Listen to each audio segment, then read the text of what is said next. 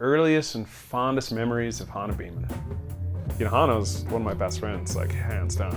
And I think, we did, I don't know, 8-9 years together on Rosignol, and there, so many trips, like whether it's Japan or, so much time spent in Europe, especially in the summer. I don't know, she's just such a, she's such a good friend. She's very thoughtful, and she's just a human of like the utmost integrity. I was just a kid running around Big Bear, going up to the ski area. It was kind of like my babysitter.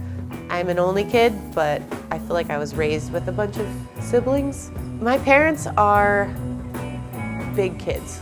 I basically did what they were doing, and they just wanted to be out windsurfing and skiing and mountain biking and hiking. It was like I just got brought along on all the adventures, which was great. We climbed Mount Whitney in a day when I was 13. Like, that's the kind of stuff that we were doing. You don't appreciate it when you're younger, but now I'm all, oh man, that was a sweet childhood.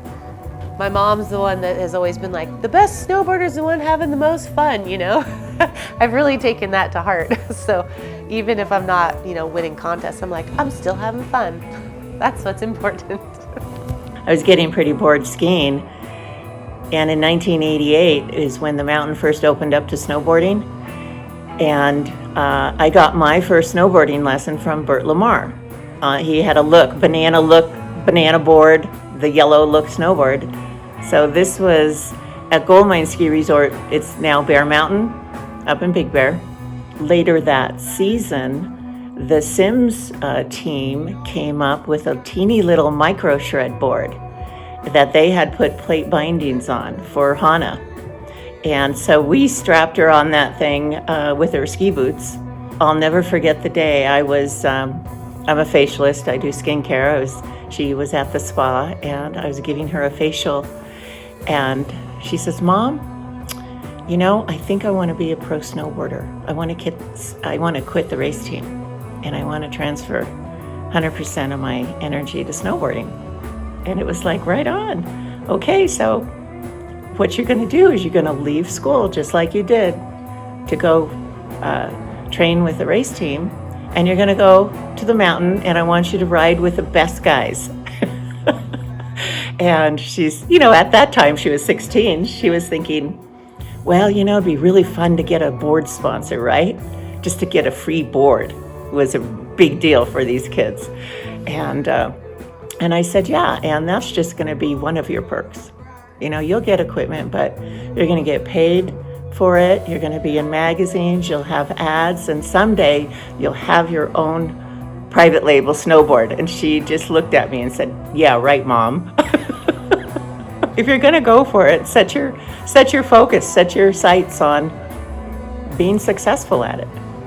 I remember going to this shop called Real Deal, and Pat Allen from Black Flies owned Real Deal, and he was just like, oh, like, okay, cool, like you're into snowboarding? And I was like probably clueless, like I sounded like a total dweeb to him, but he was like, here, watch this snowboard film, and it was Decade, and I was like, oh, okay. So I took Decade and we watched it, and I was just like, mind blown, like this is what snowboarding is.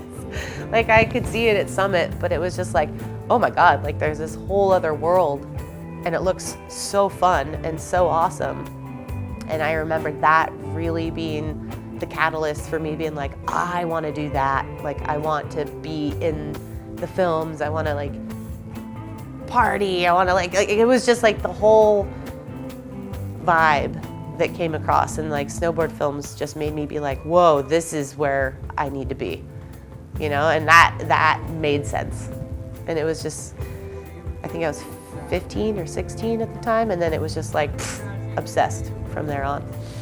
She pretty much started going to all the local USASA events, and she did real good. We ended up going to Waterville Valley for the national championships, and she won a couple events there, and that's where she hooked up with all the East Coast boys.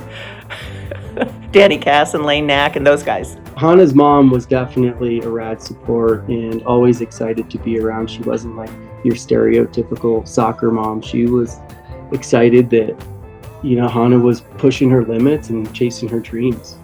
Hana was one of the original Grenards. We all met her in like Big Bear when she was basically just this, you know, kind of park rat, stomper.